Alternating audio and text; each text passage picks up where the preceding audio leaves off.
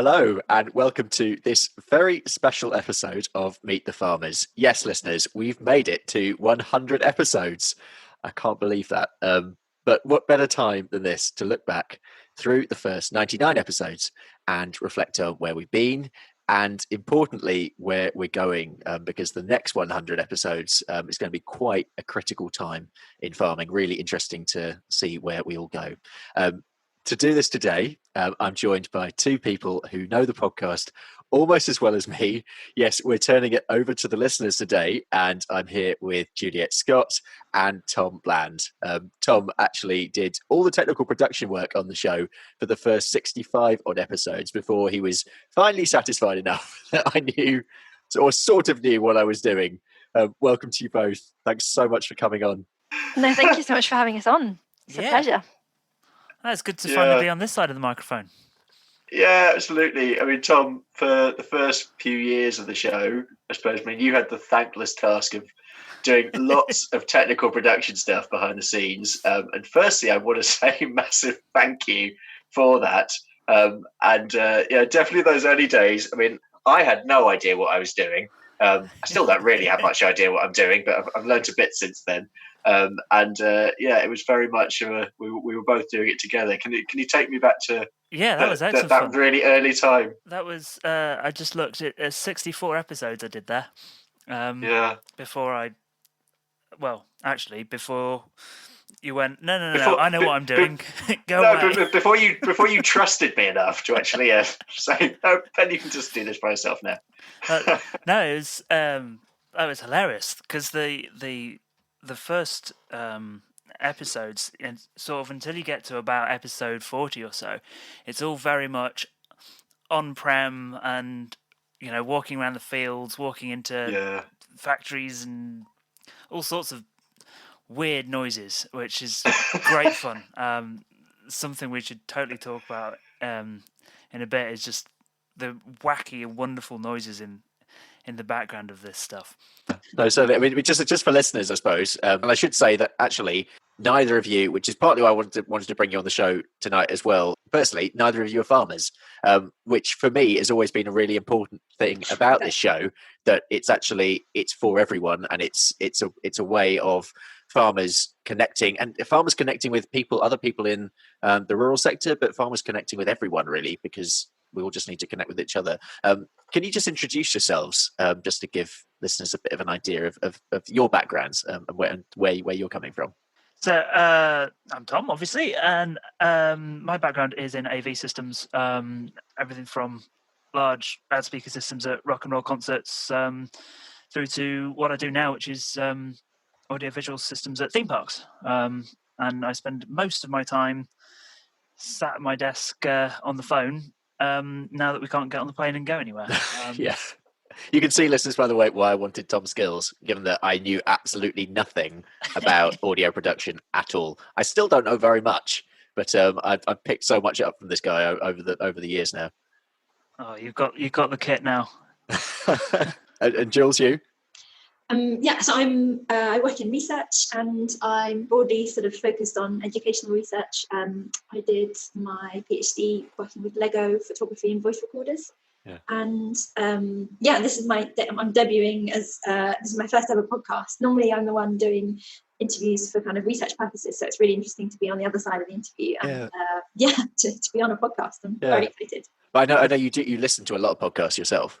Yes, I'm a big podcast fan, particularly Meet the Farmers. Didn't have to say that. All my favourite podcasts is my favourite podcast. Well, let's make a start and look at some of the early episodes. One thing I remember I was really excited about in those early days, was picking up all the really wonderful sounds that you can get on farms. And I haven't done an on-farm recording since COVID.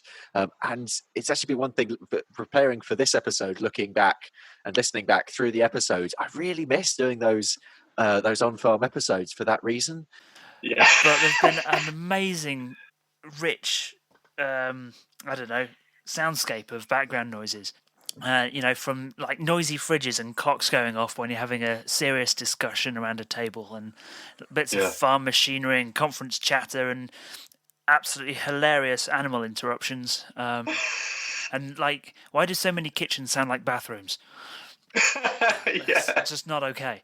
But yeah, we've had beautiful bird sounds with roaring traffic in the background and conferences recorded from your pocket, as I was saying earlier. So I thought I would dig through a few episodes, find a few little gems where it's not really focusing on what's being said, but it's focusing on what's in the background and some of the kind of amusing bits and pieces. I'll play this through and I love it. Let me know what you think.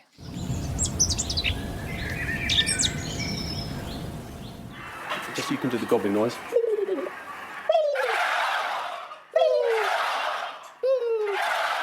Been doing this for 50 years and I still find it funny.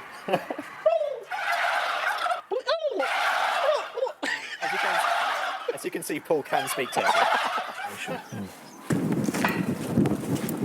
Ernie Hill. One of my favourite spots. We've been for a couple of years now, and we like it because lots of uncertainty. You've just attended that session. I put lots of visual aids on the stage to help people navigate. Shows. Did you always want to be a farmer? When I was at school, I was very into computers. For those of you who are of my age, you'll know what ZX.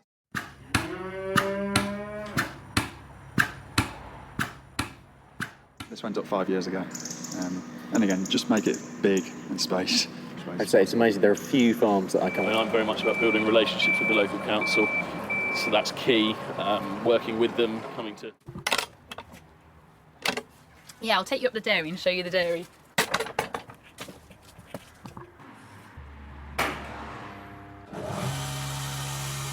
So we're down in the parlour, and you have two Jersey cows. Well, the reason we've got such an elaborate setup. Seasonal labour. We need labour in April, May, June, July and all.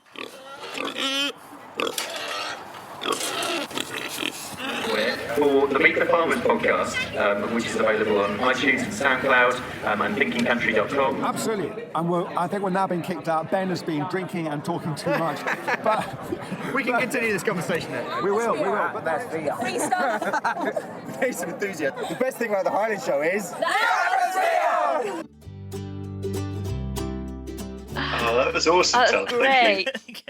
We should play Ben's Bingo, which is where you have to go through all the episodes and find these, like when you heard these 10 sounds and said which episode, you could get some kind of prize. Oh, I like it. Like find a creaking door, find some cows being milked, find at least twice turkeys gobbling, all that. Yeah. That's great. I have to say, that would be a great drinking game. Yeah. Yeah. Like it. I'd quite like some of the. I was going to try and find the unmixed versions because all of those were the ones that we actually put out there. Oh, that'd be good.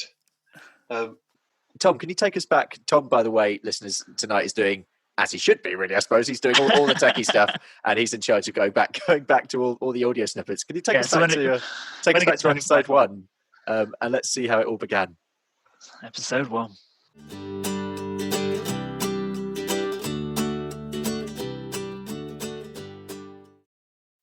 It's a bright autumnal afternoon, and I am here at Stowford Manor Farm in Wingfield, near Trowbridge. I'm here to speak to Anna and Phil Bryant, a father and daughter team who manage the farm here in Wiltshire. It's a farm with a variety of different enterprises, mostly arable, but they have some stock as well, and a variety of diversified business interests. And I'm particularly interested in how they manage this all together. That was with Anna. At Stowford Manor Farm in Wiltshire, which is so Anna and I met Anna at Cirencester actually, and she was I think I was just sort of thinking when I first started the show, I just wanted a friendly face just to try this stuff out because I had no idea what I was doing. I had no idea where it was going to go, but I just sort of thought, well, let's go onto a farm and make a program of sorts. It worked, though. Yeah, I was pleased with it. Episode 2 that had some good sounds as well. I remember the pig vividly. Can we go back to that one? Of course we can. So great.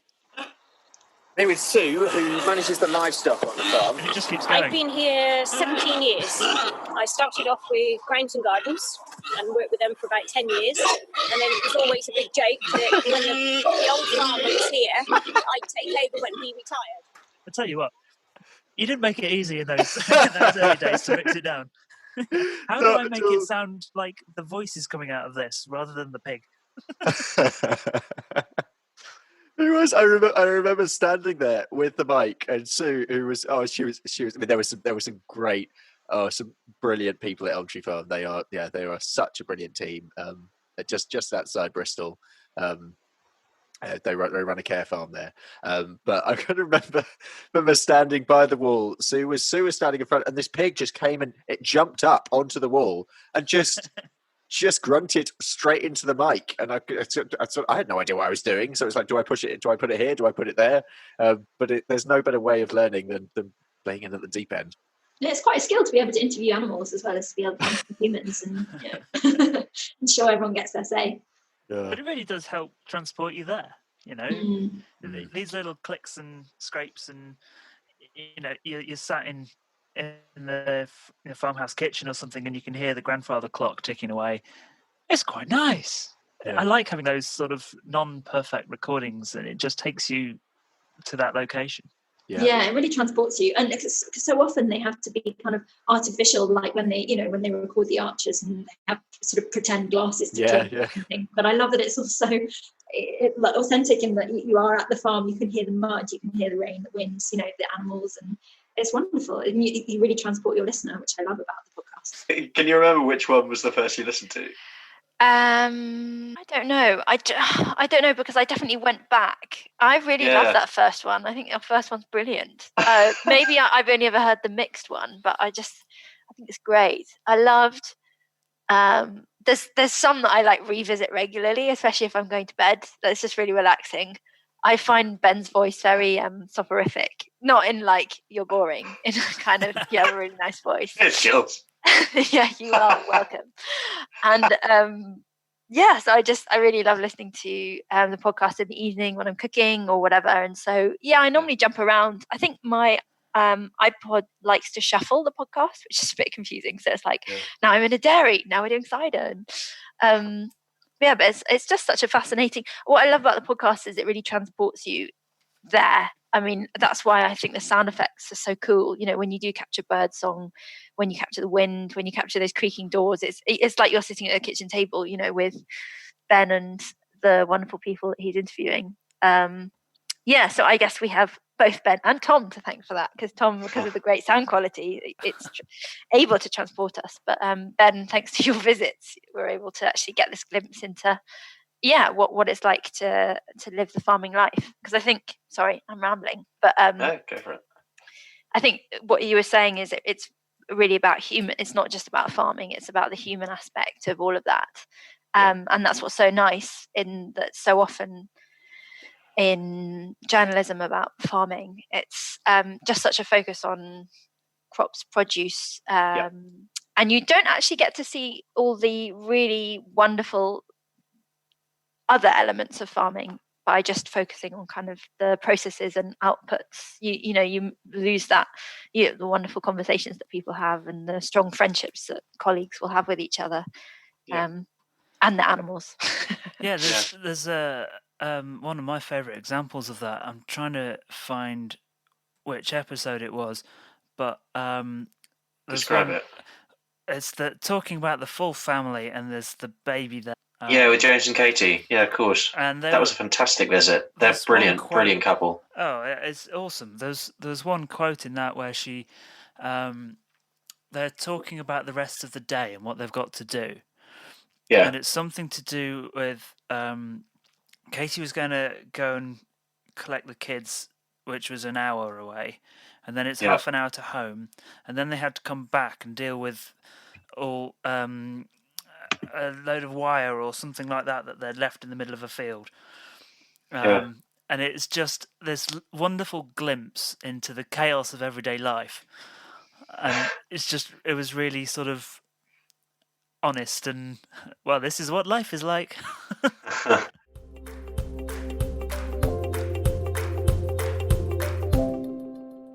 Before we talk about highlights, actually, let's go on to some road trips. Because there's been two big ones, I suppose. I've done. First was up to southeast Scotland, up to the borders, and I went via Lincolnshire. First stop was with Matt Naylor, and then the second trip, which was last year, which was quite hard actually. That was to round the Cotswolds, over to Herefordshire, and then up to North Wales. And I took a lot out of that. I think when you're doing it as a road trip, and you're meeting so many farmers, but farmers who are connected geographically, but also you're asking similar questions at a similar time, and so it gives you a real handle, I think, actually, of what the genuine feel on the ground is at that time, which you don't really get if you're doing it less frequently. So either as I currently do once a week, or as I used to do, which was could be a good few weeks apart for a single trip. So I'm a big fan of those road trips. It's a proper snapshot of time. Yeah. You look back on it now. It is, what was it like at that time? Talking about those things, one day after another. It's a really interesting view on it. Actually, can we start with that clip? And I suppose, Gareth Wyn-Jones, who is actually on the podcast on the next episode, actually, because he's joining us for our roundup of the year. But I saw Gareth, so he's right up in North Wales, and he is such a brilliant communicator for farming, whether on the numerous TV shows that he's done, but every single day on Twitter as well. He's such a flagship person, I suppose, for telling farming stories. But let's go to episode 56, which is when I met Gareth Wyn-Jones. So where are we standing currently, Gareth? So we're up on Frith Madryn in Abergwyngregyn. We've just come up the Garreg Fawr and over, and the road we were travelling was built by the Romans. How was it? So that's the kind of history you're talking about here. The Roman road would have come up through them trees here. And can you see the ancient tree line we have here? Yep. There's about 700 acres of ancient oak down here. That's all been left, really. And on this Frith as well, you can see there's quite a few trees as well. We tend just to leave them, and the cows really, really use them in the summer. Good shelter. So this is what we'd call a Frith. Okay, the Frith is the intermittent land from the open mountain to the good land at the bottom.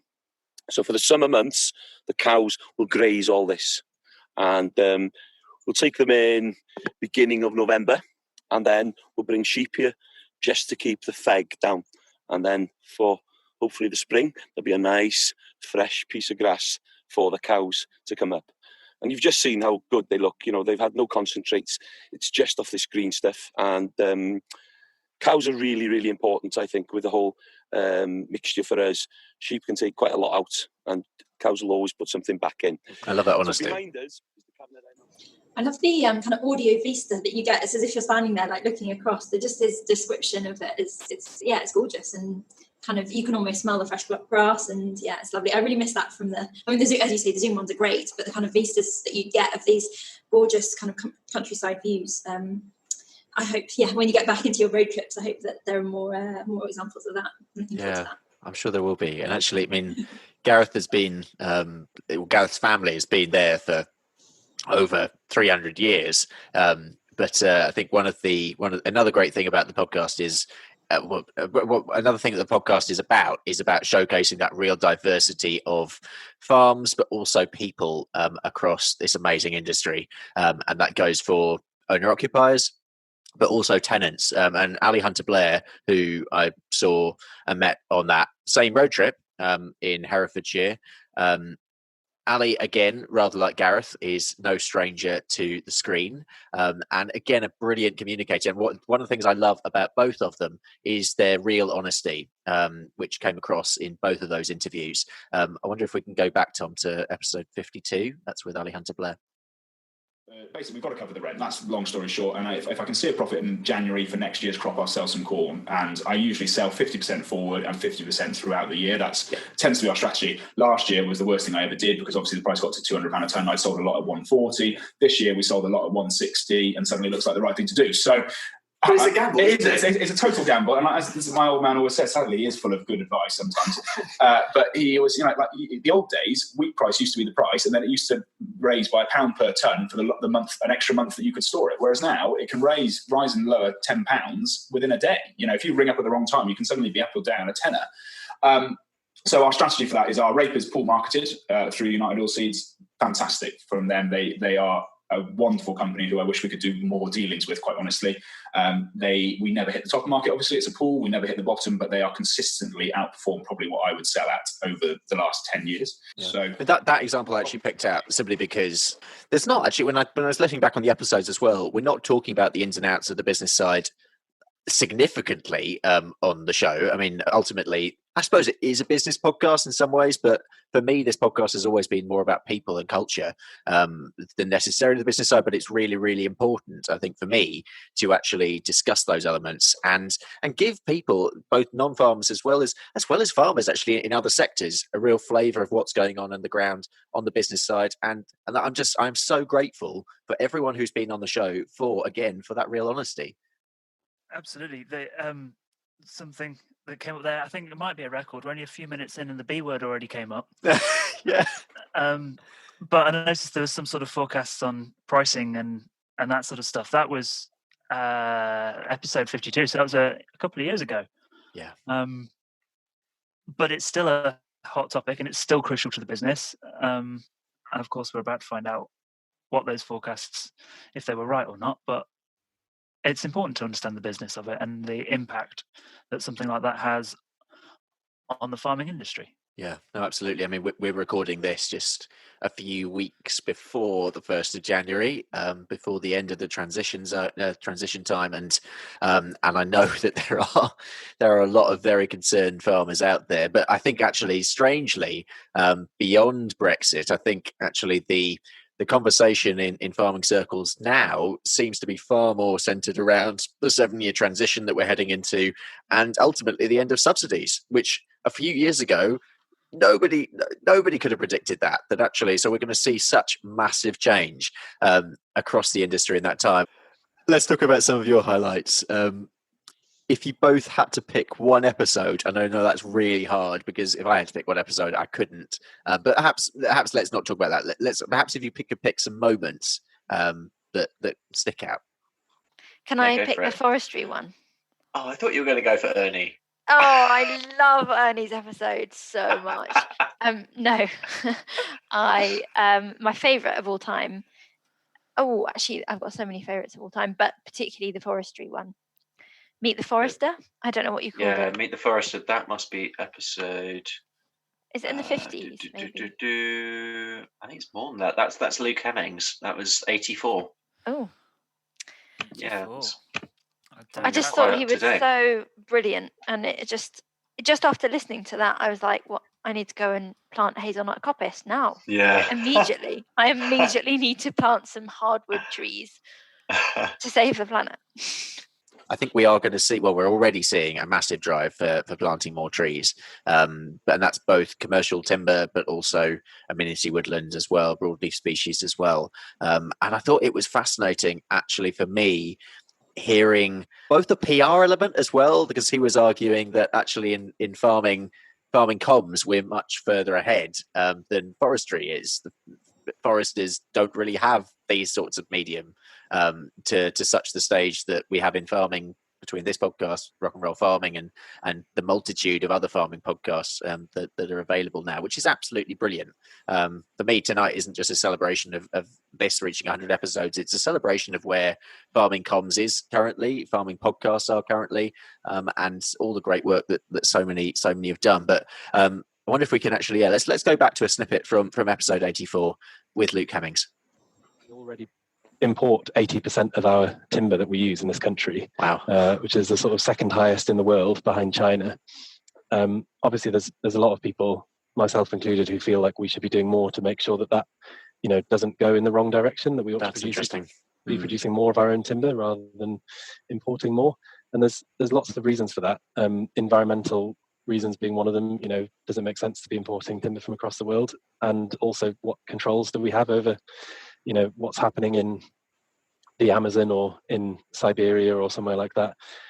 Some of that timber is obviously coming from managed forests elsewhere, so sort of Scandinavia and Canada and places like that might have sort of similar controls that we do. But I think we can all see that there's benefits for producing stuff close to home and being less dependent on other countries producing it for us where possible, if we Yeah. can do it well, and we can. I mean, that was also. I mean, it was a great example of an episode actually where I started relatively soon before that, putting out longer recordings on YouTube, which, dear listeners, I'm quite far behind on, and I apologise for that. But there will be, over the Christmas period, there will be a glut of full length videos coming out on YouTube.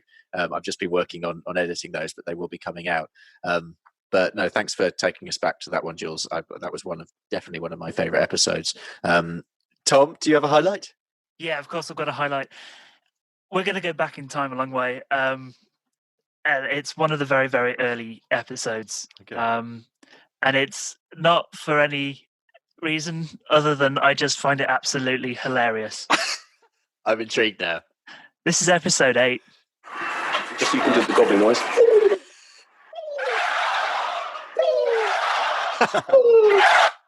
You're doing this for 50 years and I still find it funny.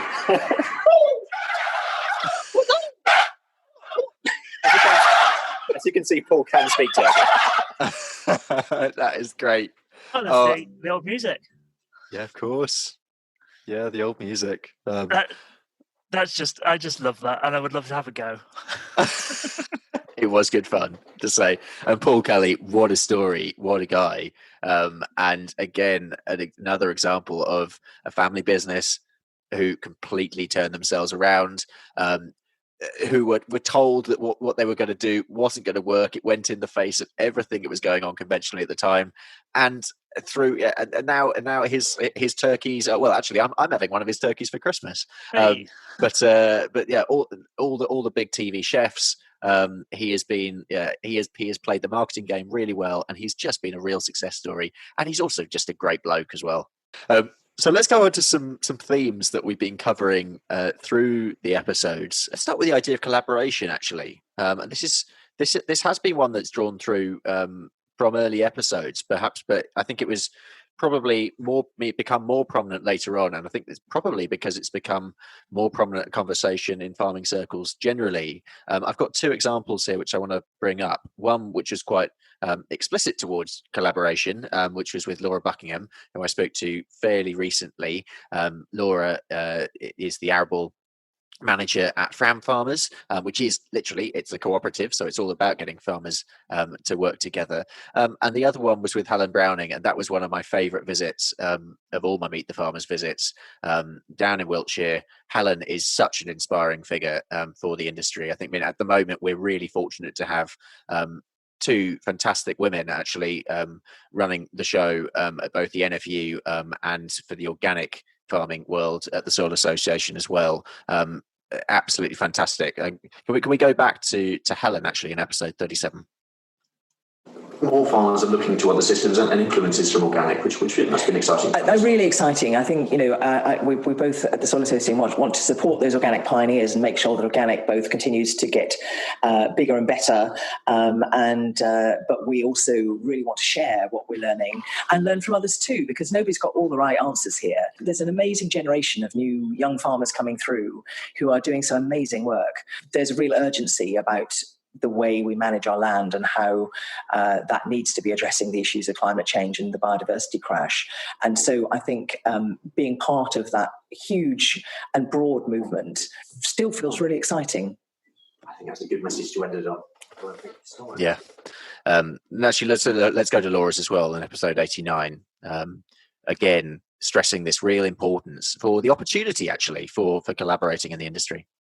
I've got to say, it's an observation. I'm probably part of it, but as an industry, we're quite good at saying, no, what we do is good, and we believe in ourselves, and we're much better than anybody else. And we don't need them. And why would we work with them? Because they don't know as much as we do. And everyone's got something to bring to the party. And I think that's the strength. One of the strengths actually in our team is that we'd always say, well, okay, we think we know about this particular product that we're buying, but what does someone else think? Let's get an agronomist's view on that. Let's call someone up who works in a different buying group and say, well, what do you think about X, Y, and Z? I think that was such a good point Laura made there, that it is, and you do still find this tendency. But again, and I'm within the farming village, but I mean, surely you find that in everything, right? Yeah, that's exactly. I was just listening to that. I was thinking, you know what? This is one of those exact examples, a prime example of when the podcast doesn't have to be about farming and how it can attract people that aren't necessarily farmers. That is applicable to every industry and every walk of life, about getting other inputs. Another massive theme, which is really relevant for the moment and where we're going, especially with new farming policy, where we're going, is the environment. And yet again and again. Partly, I understand, and I know a lot of listeners know that my background is more on the conservation side. It's partly where the podcast started in the first place, was my frustration working in conservation of this sort of feeling that conservationists and farmers were working in different directions, which is completely untrue, I think. But it was a way of trying to get those conversations to come together. And it's just, I mean, that was back in 2016. Honestly, it is such a different world now. It is unbelievable quite how different a world it is now. But I mean, there's loads of examples of this. But I thought a really good way to start would be with Georgie Bray at the RSPB's Hope Farm, which is more of an explicit example of farming being managed for the environment, but that's in episode 35. We have surveys done yearly on birds over winter, breeding birds in the summer, both focusing on farmland bird species. And then every year we do butterflies by the UK Butterfly Monitoring Scheme. And since 2013, we've also had surveys done every year on bumblebees. On the butterflies and birds, we can compare them. We've sort of got a Hope Farm index that we create a sort of a measure of change since day dot, which is 2000 when we bought the place. And then we compare that to the rate of change on the UK breeding birds. We can't do that for wintering birds because there isn't a winter farmland bird index for the UK. Well, that'll be quite interesting. They've got a winter BBS set up, so it'll be interesting to see what comes out of that.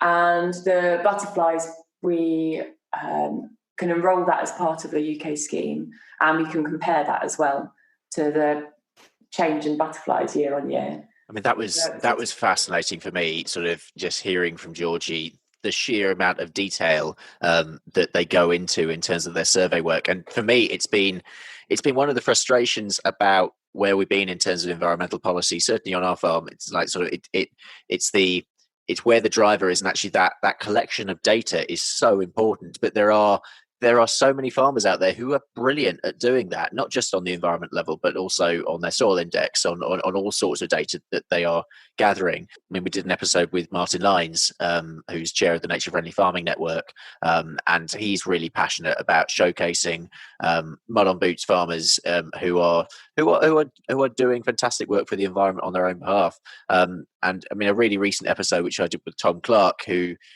is in the middle of real production country in the Fens.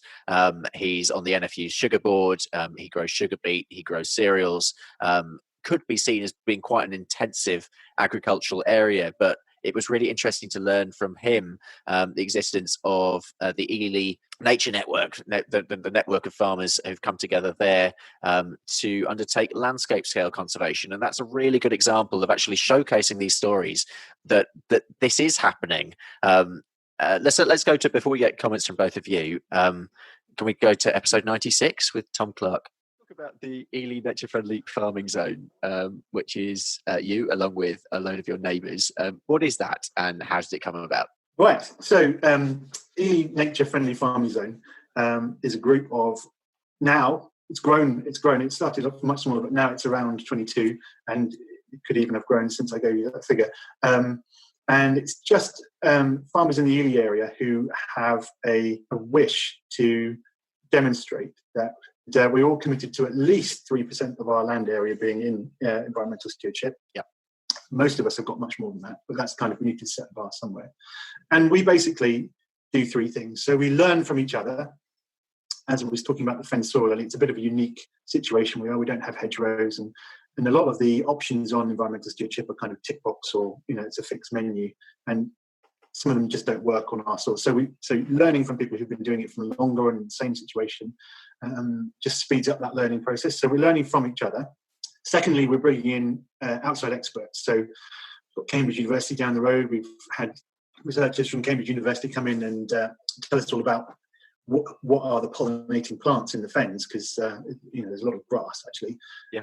If you're not careful, it takes over because the soil is so fertile. And so we're learning not just between ourselves, but bringing in outside experts to do that. And thirdly, that whole story was brilliant for me, because I generally knew nothing about that. I'm really interested in your perception of how, I suppose, those environmental stories on the show have been covered. Tom, perhaps, have you noticed anything from those early episodes compared to today as to whether that story has changed in any way? It's much more common that it's talked about, and it's talked about more openly, I think. Okay. But I think that's a public perception thing on the whole. For example, for me, it's probably a bit of a pop culture reference in the world of farming, but Isabella Tree's book, the rewilding book, yep, it just took over the world for talking about that stuff. And it's just kind of an example of, you can't really imagine that sort of a topic being so popular. No way. Even 5 years ago. Yeah. Yeah. And I think that comes through in the later episodes as well. It just gets talked about quite often, just as a general conversation topic. Okay, yeah, that's interesting. And I mean, Jules, Tom was talking about farmers collaborating with researchers there, which it has been happening for a long time. But I think there are almost more of these informal partnerships happening as well, which must be great from your side of things. Yeah, I mean, it's super exciting when unis get to work with, real experts in the field, the farmers working together and sharing different perspectives. And I think conservation is something, it's where I think we're realising that every single human has a huge role to play in conservation, but not just kind of in terms of responsibility, but the kind of joy of it as well. And I think there's been a real shift, especially, as COVID has slowed things down in terms of everyone taking long walks and really appreciating how fortunate we are to have this magnificent world with beasts and bees and all these kind of things around us. Just this sort of, what I love about the podcast is that you talk about it in such a well-informed way, but it's really fascinating to hear the kind of very neutral but well-informed way that you discuss, huge kind of global issues around conservation. Oh, that's very kind, because neutral is definitely the word that I've tried to remain, which throughout these 99 episodes before, and hopefully during this one as well. And actually, that leads on quite nicely to something else I want to say, which is that one of the critical things for me for this show from the outset has been, again, and I've said it once and I'll say it again, that cross-section of diversity across the industry, and showing the big, the small, everything in between, and again, trying to really improve that diversity of voices that come across. And farming on all scales has been one of those. You can't really get bigger in terms of agriculture than the kinds of clients that Rob Covell has. I spoke to him it was a fascinating chat quite recently. That was in episode 91, when we took a look at big agriculture across the globe. You look at the CEO, probably one of the biggest farming companies here, Ross Agro.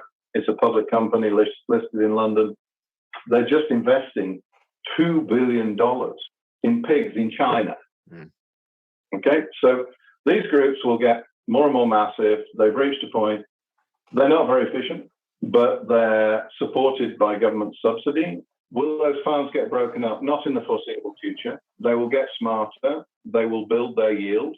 The bad news of them for the West is they will become stronger and stronger in export markets, because the domestic market, for the last 5 years, they've been concentrated on domestic market. That is starting to change. Some of the Russian meat companies and the Ukrainian meat companies have just got export licenses, or relatively recently. MHP, which is the biggest chicken producer in Ukraine, is now the biggest supplier of imported chicken into the EU. You are going to see more and more of these monsters that have been developed out there. Are they the world's most efficient? Not necessarily. Will they become that? Sure, they will. If you look at where they started from in early 2000s, late 90s, early 2000s, and what they've built in 20 years, it is extraordinary. And these guys will appear in a market near you more and more, but they're going to be doing the bargain basement stuff. The opportunity for UK ag, despite the best endeavours of our politicians the last couple of days, the strength of UK ag is their location, their quality, the type of product that they can produce, and the short distance to market. What's your reaction to those words?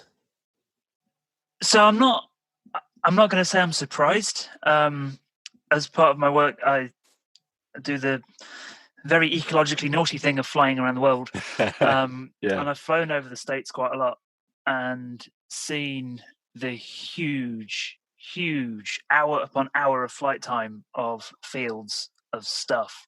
Yeah. And it doesn't surprise me to hear how much that is repeated throughout the world and that it's just becoming massive. And as we get better at automating things, as I say, it doesn't surprise me, but it also makes me a little bit sad because I quite like I like the farm over the road where we go and get our milk from. Yeah. It's nice. Yeah. I mean, so on that other scale, so if we go way back to episode 10, I love this episode. It was Fiona Provan is just brilliant. I can remember going into the yard, meeting her. She took me around. It was ready to start morning milking, and she just told me her story. And this, I think it was quite a key moment for me, just in terms of interviewing people and understanding. If you tell your own story, then you will tell it in a better way than anyone else. And she was a great example of this. How much milk are you taking? We average 60 litres a day. We can go 90 litres, we can go all the way 40, we're scared. We get worried when we're on 40, we don't like it. But it's rare to go down to that now because we're still building, we're still learning, it's still obviously pioneering what we're doing. But we've got some cows that will literally only give a few litres and they're often the fat cows. But that milk is normally very nutritious and incredibly creamy.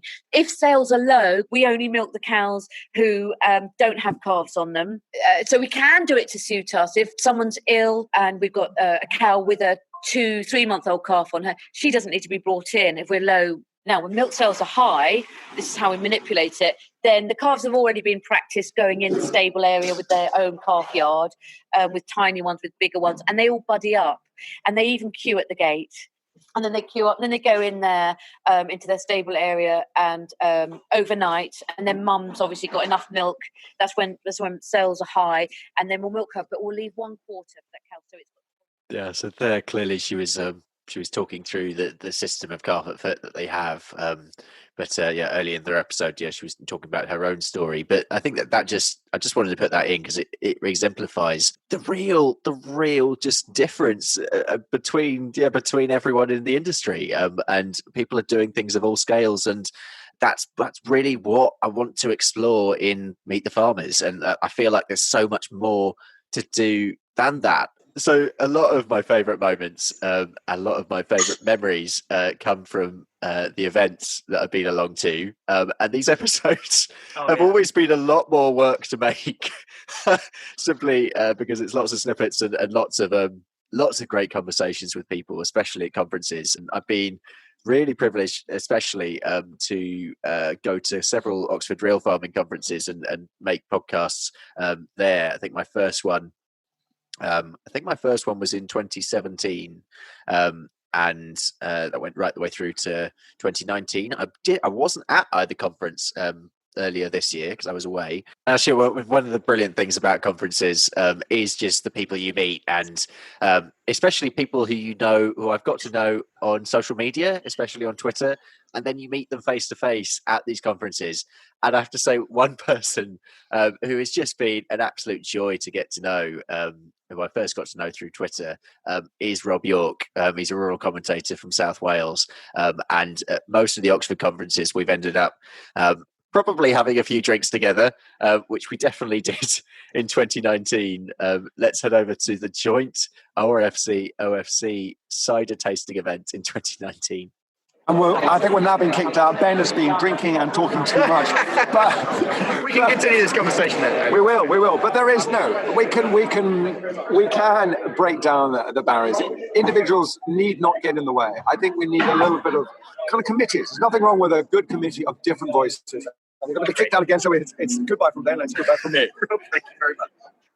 I think that's how you should finish the 200th episode, with the goodbye from Ben and goodbye from me. I thought you meant you should finish the 200th episode by getting kicked out of the pub, or if you did weekly episodes in the pub, discussing with people every week, you have to get kicked out, so you have to find some new way to. Yeah, maybe in 2021, maybe that should be a new thing for Meet the Farmers in the pub. Yeah, it would be fun. When we're finally allowed to go back in. But you did quite a good summary at the end of that episode, if I remember rightly, about what you'd taken away from going to both of them. Yeah. I mean, don't get me wrong. I mean, it was exhausting going to both, and I think it's a real logistical challenge going to both as well. And I think you probably, if you are thinking of going to the Oxford Farming Conference or the Oxford Real Farming Conference, listeners, I would suggest you just choose one and go to it, because I mean, I know quite a lot of people actually who do go to both, because there are great things that happen at both, but you do, I think the experience is probably better if you just go to one. The rhetoric in farming and the conversations in farming have changed so much in even the last couple of years, that actually the gap between both, and I know there are lots of people at ORFC, and I will be at ORFC in a few weeks' time, and I know they will all tell me this when they listen back to this and say, Ben, no, you're completely wrong. But I would argue that there is a lot of common ground there, and actually now is the time to have a single farming festival in Oxford, which happens unofficially right now, because you've got 2,000 people all connected with farming, all coming to one city, all to talk about the future of farming. So that is happening currently, but I think we could officialise it. Why not have a single conference, guys? Come on, let's do it. See, that's Ben Eagle putting an opinion on the podcast. Gosh, you don't hear that often. But that's actually something worth commenting on. There's 100 episodes of sitting behind the mic, maybe at times sitting on your hands, because you maybe not agree with everything. Yes, there have been those, it must be said. But that's the joy of reporting, and the joy of the past 100 episodes is it's telling everybody's story. It doesn't matter what the story is, but it's telling that story. Exactly. Well, two things. My reflections just on the events. I loved the episode about the Oxford Real Farming Conference, because again, I felt like I was there. I went there, and I think that, like you're saying, Ben, there are so many people, especially in farming, who can't attend. Farmers are so demanding that it's really hard, to take 3 days off. So it's really nice that you can kind of almost give people a glimpse into not just the talks, but the little conversations that you have after talks and before talks. I think that's the best thing. I remember my first ever conference I went to, I was starting new in a field, and I ended up standing by the chocolate biscuit plate because everyone came to get the chocolate biscuits. So I ate 25 chocolate biscuits in one day, but it meant that I met all these great people. Just kind of, you could say that you really enjoyed their talk, or just say, oh, well, I hope you're having a nice day, and just kind of introduce yourself and get chatting. And I think it's almost more valuable to capture those small conversations that I felt you really managed to capture, the sort of people's reflections on, well, what did you think of that talk? Because it's all very well, often the talks are on YouTube or they're broadcast in some other way, which is fascinating. But actually, it's also very interesting to hear what other people made of the talk and what they would have added and what kind of things they'd like to see. And I think that certainly speaks to diversity as well, is what was missing. These things were talked about, but what wasn't talked about, what was excluded. Do you go to one of the country shows? I think you went to... There's some good ones. Definitely. My visit to the Royal Welsh was a fantastic few days. I mean, I don't remember much of it, I'm going to say that. But that was the young farmers at the Royal Welsh, especially, they do it in a massive way, and it's normally, obviously, that was really good fun. I talk about some of my real inspiring figures. This has been a hard one to pick out, but some people right at the top of the list for people who've just really just got me in my gut there, and who have inspired me for different reasons. Just someone who is completely passionate about the sector, food farming, and the countryside generally. Sue Pritchard, what a lady! And this was a brilliant. This was one of my favourite recordings. This was episode 85, and I think this snippet is taken right from the end. But Sue was just summing up a conversation. What farmers do matters so much. As producers of our food, as stewards of our land, as guardians of our natural world that we are handing forward to future generations, I can't imagine anything I would rather be doing. I know that, you know, when the policy stuff changes, I come back to being a farmer. It's not a job that I do. It's the person that I am. It's who I am. And most of the farmers that I meet have the same relationship with that topic, and it matters. It is really, really critically important right now, perhaps more than ever. Yeah, I mean, I'm always welling up again now. She is a fantastic human being we are so privileged to have her as part of the food and farming sector. We really are. Thank you, Sue. Big shout out to you. I mean, another person who I've got to say is Claire Jones. Simply, he inspires me so. His business mind inspires me so much. And I'm actually going to business minds. I put Claire Jones and William Kendall at the top of those in terms of people who made me really think about what I do here on our farm and as part of our business, but also it was fascinating seeing what they do. So Claire runs multiple different enterprises on his farm in North Wales, and he was in episode 55. This was on a road trip, but just listen to Claire here and his philosophy. So all the businesses we've spoken about, there's a link to every one of the businesses. That every single one of my businesses that I run can still run without me being there. So I'm here talking to you, but the hydro is still running and making money. I'm here talking to you, and the oil still, for every hour, I think 6.4 bottles an hour or something like that goes every hour. I love how he knows that. I'm here now, the hens are still laying eggs. I'm here now, but a poor farmer's lost a sheep. I'm going to take a sheep up to the incinerator. I'm here now, but I've got a holiday home down there, and we've got guests down there. I'm here now, but my wife has the equine thing, and she's working there, and she's paying rent on it. You know, I've sheared sheep, I've driven lorries, and when you're shearing sheep, the only way you can make more money than the guy next to you is to work harder. So your body can't do that. So that's why most of my businesses, there's a lot of them, but they kind of run themselves. That's the link in the whole of them. Yeah, a really early one of these. I mean, not every farm is like Claire Jones, and not every farm business is like that. But he's still doing a lot. And if you listen back to that episode, he got into farming, into his position as well through quite hard circumstances as well. He was launched into running that business at quite a young age, and has just risen to the challenge and some. And for me, he is one of my most inspiring Meet the Farmers. I mentioned William Kendall as well, and you could please go back to episode 34 to listen to him. He's a real inspiration to me, environmentally wise as well. I want to mention Martin Lyons. I know few farmers who are more hardworking than Martin, and actually want to thank Martin as well personally for starting the Nature Friendly Farming Network podcast, which I now co-present with Will Evans. Please do check that out, listeners, if you haven't already. But Martin, I want to just thank you for everything you're doing for the industry. Brilliant work, absolutely fantastic. Are there any sort of from an inspirational point of view, any people that stick out for you?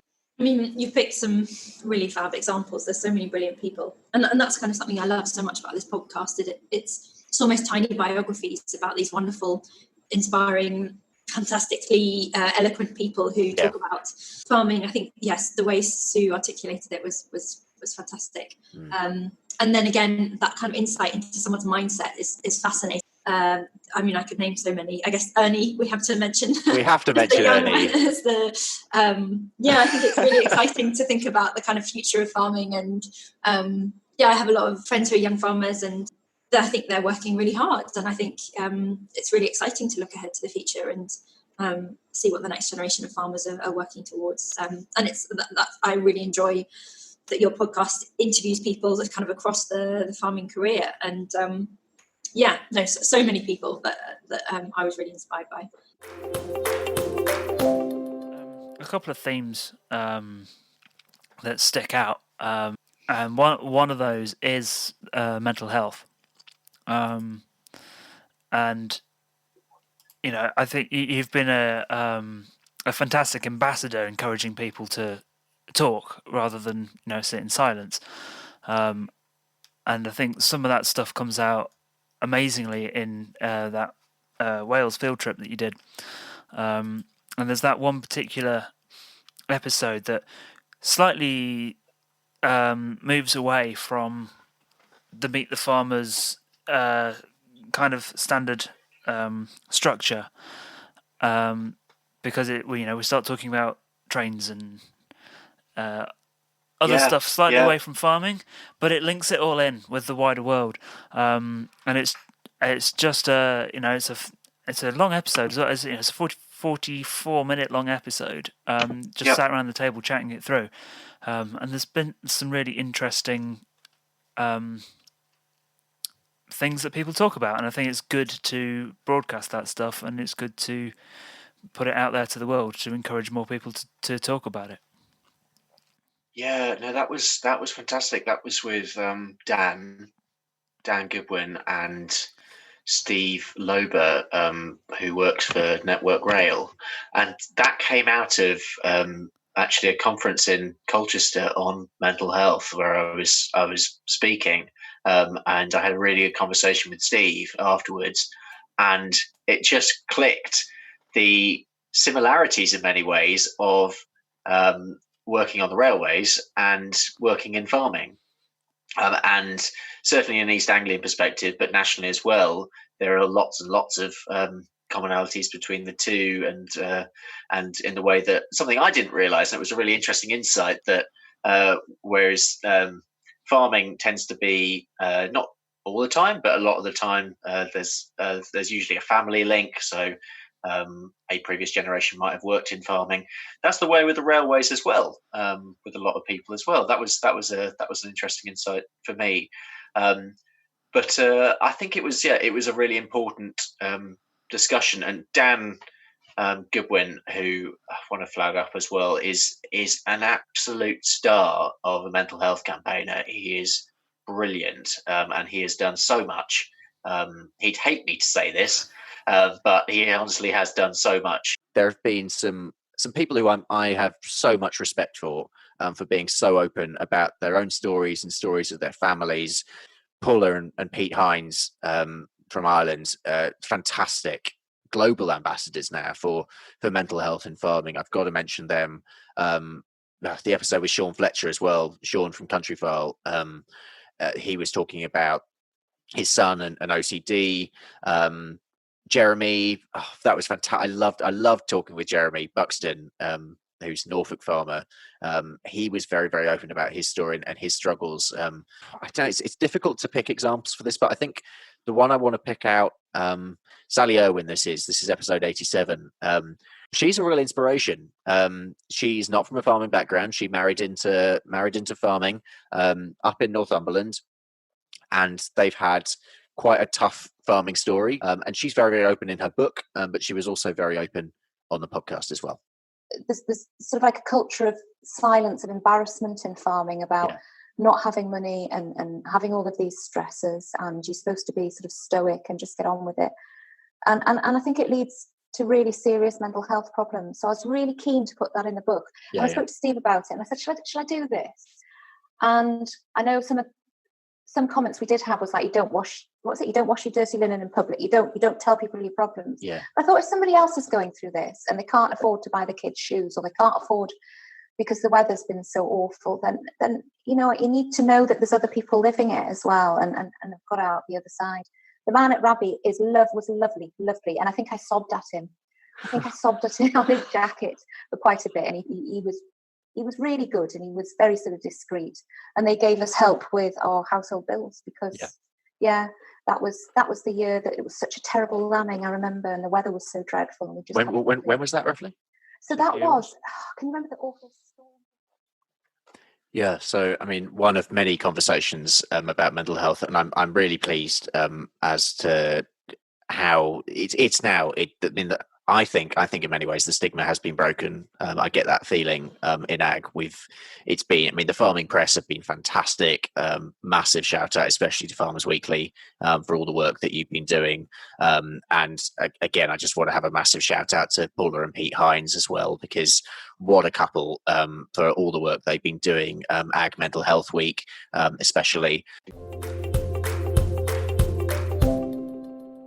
Yeah, sorry, just a side point. We don't have to keep this in, but I'd be really interested in what your thoughts are on the way that change happens and language changes and stuff, and things that you say on a podcast, and you think back later, oh my God, can we edit that out? Is there anything that you think, or maybe that you look back and think, wow, that was such a strike of genius.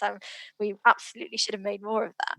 Are there any episodes, Ben? Because you keep asking us about our favourite episodes. I'd be interested to hear, Ben, if there's anything that you think either you cringe to listen to, or you think, yeah, actually, I really, yeah. Sorry, I put you on the spot. No, not at all. That's really interesting there, because certainly. So I mean, change in itself was a subject for us. So I did a mini series on dairy. That's episode 61 to 64, and in that, so dairy was and is still going through a period of immense change, and in some ways, the dairy sector, of all sectors in agriculture, is in a pretty strong place right now. There's still a massive amount of uncertainty when it comes to tariffs with Brexit, but we will see what happens in that result. But so I'm the son of a dairy farmer. I grew up on a dairy farm. We're no longer a dairy farm for various reasons, but it was Dad's journey with dairy, and when I grew up, so the cows were my friends when I was growing up, and then all of a sudden they left, and we were plummeted into the hardship of what happens when a farm goes under, in essence, and by luck, a combination of luck and skill, Dad's managed to turn the business around, and I've been lucky enough to join him with it today, and we're moving in different directions again. But it was a really hard time, and that personal insight to dairy, really, let's say, tarnished my viewpoint of farming. It's why I came into agriculture, and my interest and love of agriculture came slightly later than many people, simply because I turned away and did other things, and then came back and refound it. But dairy is a really interesting one, and actually this year I've started co-hosting and co-producing a dairy podcast for Kite Consulting, which has been fascinating in terms of actually really getting to get into the real detail of the dairy sector, and what it means to be a dairy farmer today. But bringing that back to the subject of change, we looked at the subject of change within dairy across those episodes. I spoke to John Allen from Kite. I spoke to Matt Swain, who's an expert in managing change. I spoke to Kerry Waters, who is a vegan, and I spoke to Jude Capper, who's an animal scientist as well. And that was I suppose that was another turning point for the podcast, really, in that I think what I've started seeing is that the podcast is doing two things, really. It's telling that human story, which is really important, which is why those individual standard episodes, well, not standard episodes, but standard framework of episodes focusing on that person in particular is really, really important. But also, this is about far more than that, and I think the podcast has become more about this as it's grown and developed. Is that it's about these really key issues within agriculture, and they might be the overt things as well, but they might be covert things as well. And so, by looking at change itself, it enables you to look at those look at those subjects that, because in farming you're moving at a million miles an hour day to day, you're doing a billion and one different things. You don't have that time to really stop and think, and that's been one of the main things, which has been brilliant to hear when I've interviewed someone and we've been chatting afterwards, and they said, "Oh my goodness, I never do this. I never actually take an hour out of my life to really think about where I'm going, where I've come from, and what I'm really doing now, and what I'm about." And that's what the podcast is about for me as well. It's really giving people that opportunity to put their own lives in context and really think about what they're about. Just something I was going to say when you were talking about that change stuff. I really like how, like you were saying, so often farmers are just kind of focusing on the kind of everyday, all the things that you have to do, but it's quite nice to give them a moment to kind of zoom out and reflect and see the bigger picture.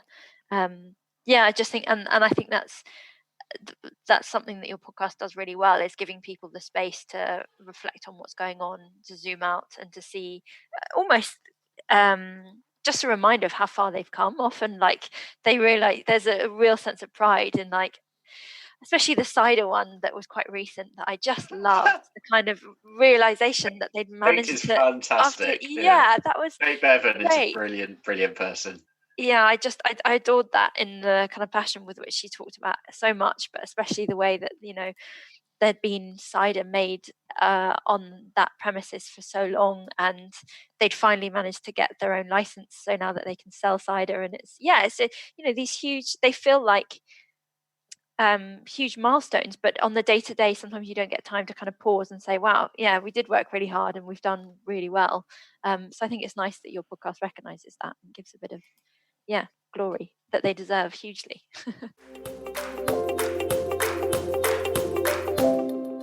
So neither of you are from farming backgrounds, which is partly why I asked you to come on the episode in the first place.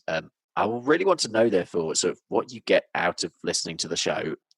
Yeah, I guess for me, the reason why I love it, and the reason why I think everyone should listen, and I tell all my friends the same, I think two things. Firstly, farmers are so great, and it's so wonderful to be able to feel like you're meeting, these amazing people who don't often get the great, press that they deserve.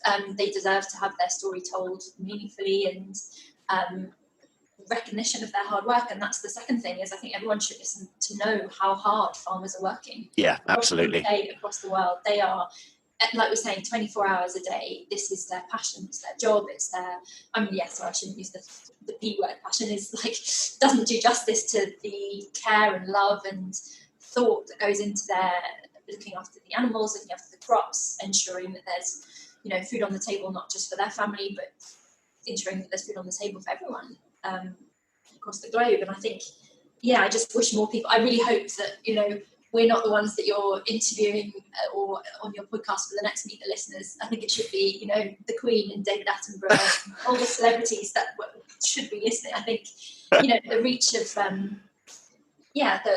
farming impacts all of us. And we're so rarely do we get a chance to say thank you for all the hard work, or rarely is there recognition of all the hard work that's going in, every hour into the farms. Yeah, I think that's such a made point, and actually it's a really good opportunity. I want to personally thank every single farmer across the UK and abroad as well, because we are starting to grow out.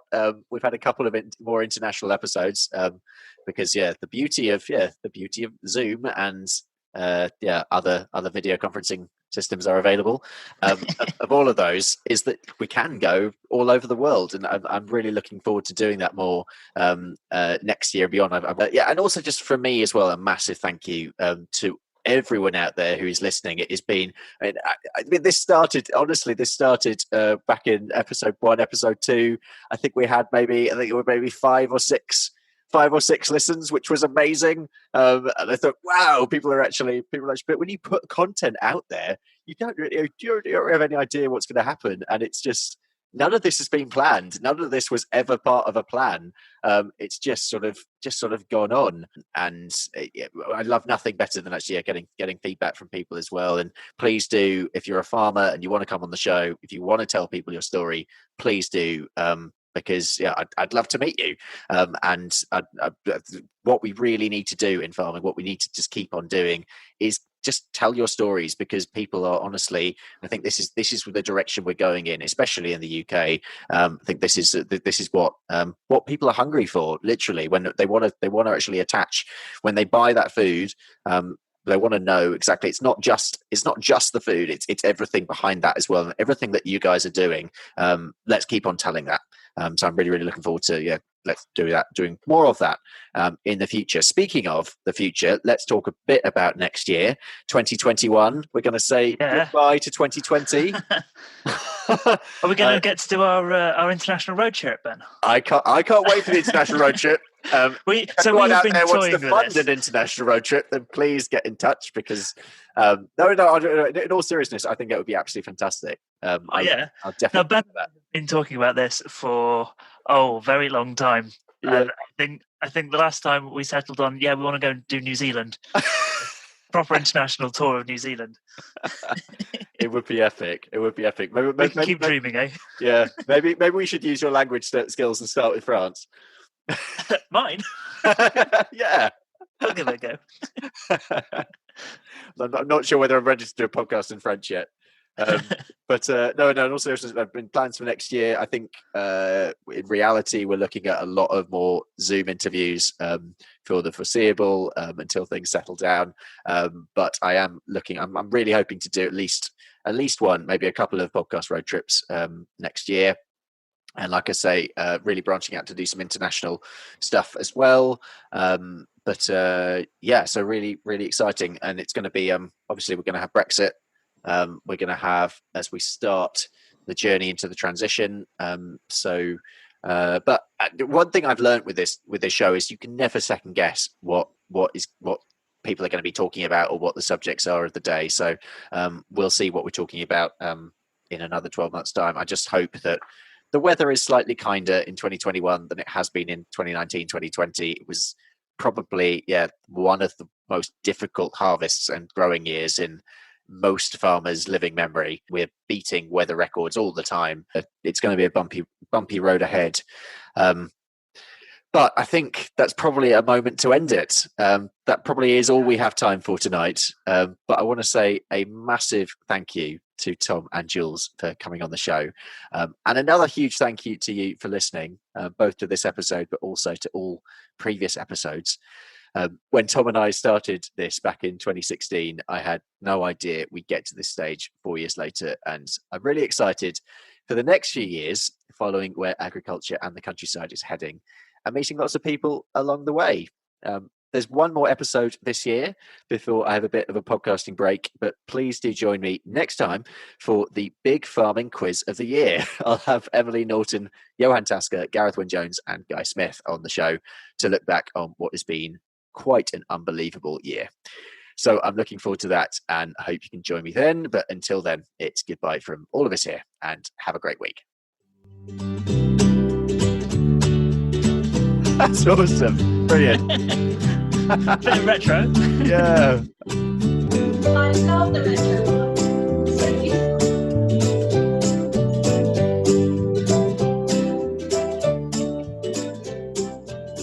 I've heard that a lot.